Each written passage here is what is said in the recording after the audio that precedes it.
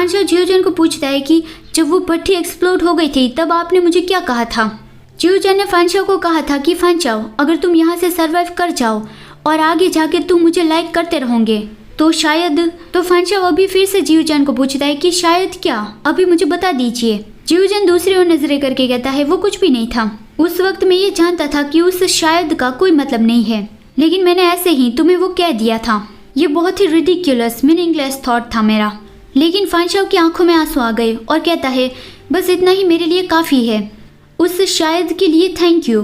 At least आपने एक पल के लिए मेरे बारे में सोचा तो सही।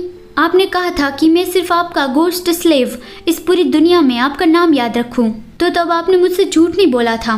मैं आपके बारे में कभी कुछ भी नहीं भूलूंगा। वो जियोजन को किस करता है और फिर काफ़ी देर के बाद जियोजन उसे रोकता है कि अब बस बहुत हुआ, मेरे प्रिमोडियल स्पिरिट को अभी रेस्ट करने की ज़रूरत है।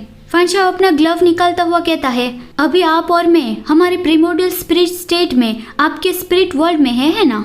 जियोजन कहता है हाँ, हम दोनों प्रिमोडियल स्पिरिट स्टेट में है, तो क्या। फानशाओ अपने एक ही हाथ से उसके दोनों हाथों को पकड़ लेता है और कहता है आपने कहा था कि प्रिमोडियल स्पिरिट का इंटरसेक्शन 1000 गुना ज़्यादा एक्साइटिंग होता है।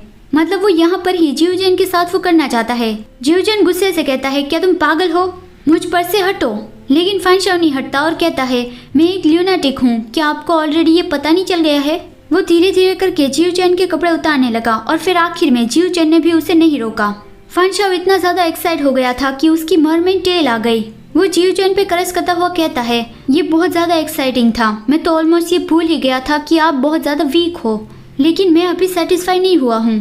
वो ऐसे ही सब कुछ बोले जा रहा था और कंटिन्यू करने वाला था। जियोजन अब बहुत ज़्यादा गुस्सा हो गया था। वो उठता है और फानशाओ को गुस्से से बाहर फेंक देता है कि मेरी स्पिरिचुअल दुनिया से बाहर निकलो और कभी वापस अंदर मत आना। फिर कुछ दिनों के बाद जियोजन के प्रिमोडियल स्पिरिट ने अपना फिर से एक आकार ले लिया था।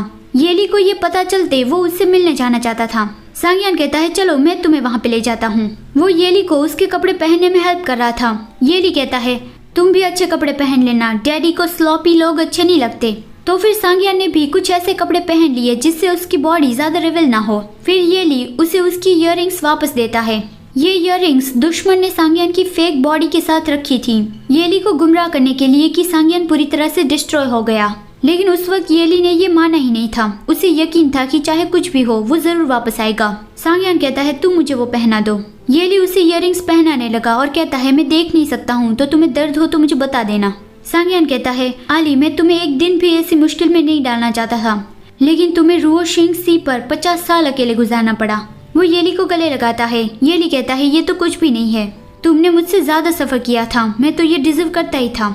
मैं बस अब नहीं चाहता कि हम में से कोई भी अलग हो। सांगयान कहता है हाँ वो मुझे पता है, जब पूरी दुनिया पीसफुली जीने लगेगी तब मेरा आली पूरा घर भर के मुझे बचे देगा। येली कहता है हाँ मैं भी इसके लिए खुश हूँ। और वो मन में बोलता है कि हाँ एक दिन ऐसा जरूर आएगा। और वो कहता है चलो ग्लूटन और बाकी सबको बुला के हम साथ में एम्परर को मिलने चलते हैं, तुम्हें याद है ना तुम्हें उसे सैल्यूट करना है। ये सुनकर सांगयान चौंक गया और कहता है आली क्या हम इस बारे में डिस्कस कर सकते हैं। येली कहता है डिस्कस करने जैसा कुछ भी नहीं है। सांगयान जोर से कहता है मैं नंबर 1 VCS बीस्ट हूँ, मैं किसी को भी ऐसे ही जो चाहूँ नहीं बुला सकता हूँ, कोई भी इसे अफोर्ड नहीं कर सकता। येली कहता है तुम उन दोनों के साथ अच्छे से रहो, बस मैं यही चाहता हूँ।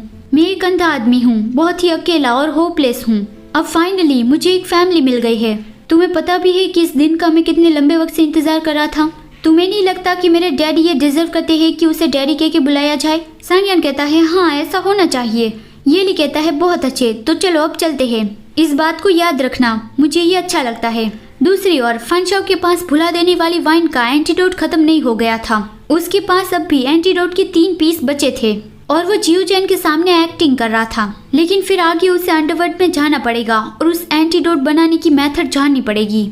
लेकिन फानशाओ अभी ही अंडरवर्ल्ड नहीं जाना चाहता है जब तक जियोजन की हालत ठीक ना हो जाए। वो अभी क्यूट जियोजन का लुफ्त उठा रहा है। तभी सब लोग बाहर जियोजन को मिलने के लिए आ गए, लेकिन जियोजन उनसे नहीं मिलना चाहता था। वो छुपने लगता है और फानशाओ को कहता है तुम उन सब की केयर कर लो। फानशाओ कहता है यो मैजेस्टी, अभी तक आपको इसकी आदत नहीं पड़ी है कि आपकी कोई तारीफ करे, लेकिन इस बार आप छुप नहीं सकते हैं। बाहर येली भी उससे मिलने आया था, तो फिर जियोजन को उससे मिलने बाहर जाना ही पड़ा। सांगयान येली को कहता है मेरे पास आओ, तुम इतनी ज्यादा देर क्यों कर रहे हो, क्या मैं तुम्हें उठा लूं।